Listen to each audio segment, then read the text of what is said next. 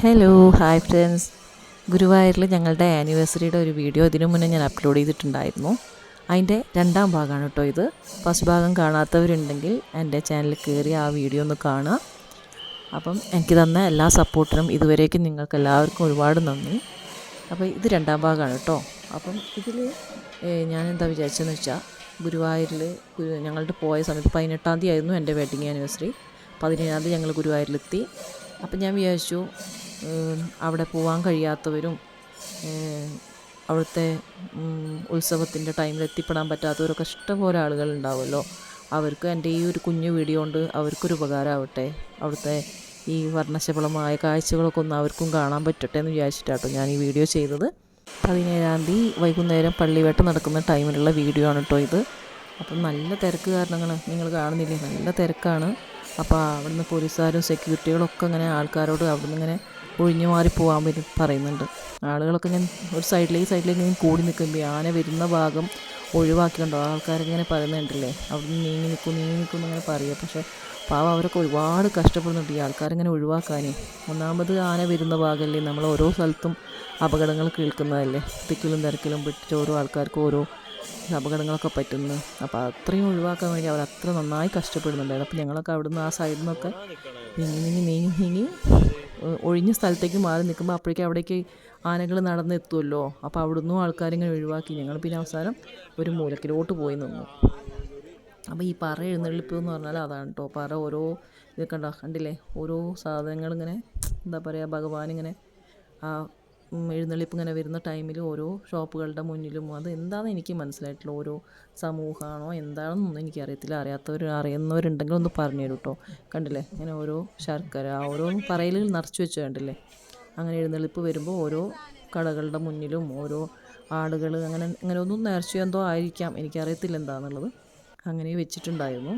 അപ്പോൾ ഇത് കണ്ടില്ലേ, ഇത് നമ്മുടെ ആ കുളത്തിൻ്റെ ആ സൈഡില്ലേ, ഗുരുവായൂർ പോയവർക്ക് അറിയാം, ആ കുളത്തിൻ്റെ സൈഡിൽ നിന്ന് ഇങ്ങനെ വരുന്ന ഭാഗമാണ് കേട്ടോ. ഞങ്ങൾ ഇങ്ങേ സൈഡിലേക്ക് നിന്നു. അവിടെ കുറച്ച് വീതിയുള്ള ഭാഗമായതുകൊണ്ട് ഞങ്ങൾ ഇങ്ങോട്ടേക്ക് നിന്നത്.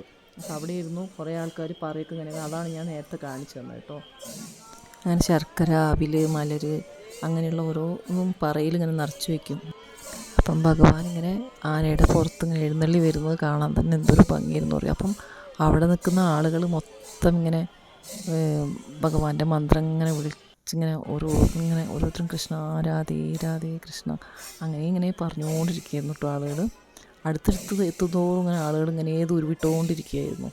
അപ്പോൾ അതൊക്കെ കാണുമ്പോൾ നമുക്കല്ലേ എന്താ പറയുക, ആ ഒരു സമയത്ത് ഏതോ ഒരു ലോകത്ത് എത്തിയമായി തോന്നും നമുക്ക്.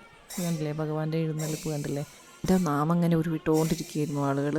ഈ അടുത്തെത്തുന്തോറും ഇങ്ങനെ ആളുകൾ ഇങ്ങനെ എന്താ പറയുക, വളരെയധികം വികാരനിർഭരമായിട്ട് ഇങ്ങനെ മന്ത്രം ഇങ്ങനെ ജപിച്ചുകൊണ്ടിരിക്കുകയായിരുന്നു.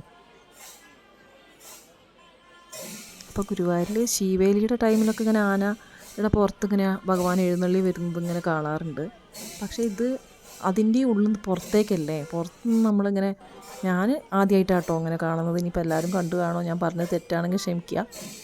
എൻ്റെ ഒരു ഇതിൽ ഞാൻ ആദ്യമായിട്ടാണ് ഇങ്ങനെ പുറത്തുനിന്ന് ഇങ്ങനെ കാണുന്നത്.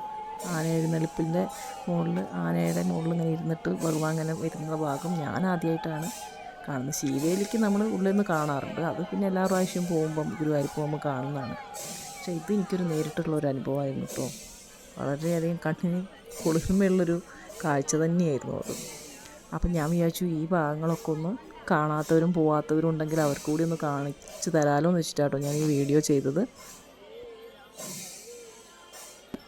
അപ്പം എനിക്ക് ഇത്രയും തന്ന എല്ലാ സപ്പോർട്ടുകൾക്കും ഒരുപാട് നന്ദി.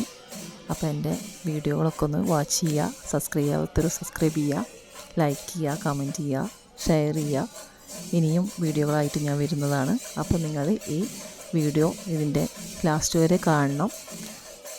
അപ്പോൾ ഇതിൻ്റെ 3-ാം ഭാഗം അടുത്ത ഒരു വീഡിയോ ആയിട്ട് ഞാൻ ചെയ്യുന്നതാണ് കേട്ടോ. അപ്പോൾ അതുവരേക്കും എല്ലാവർക്കും ഒരുപാട് നന്ദി.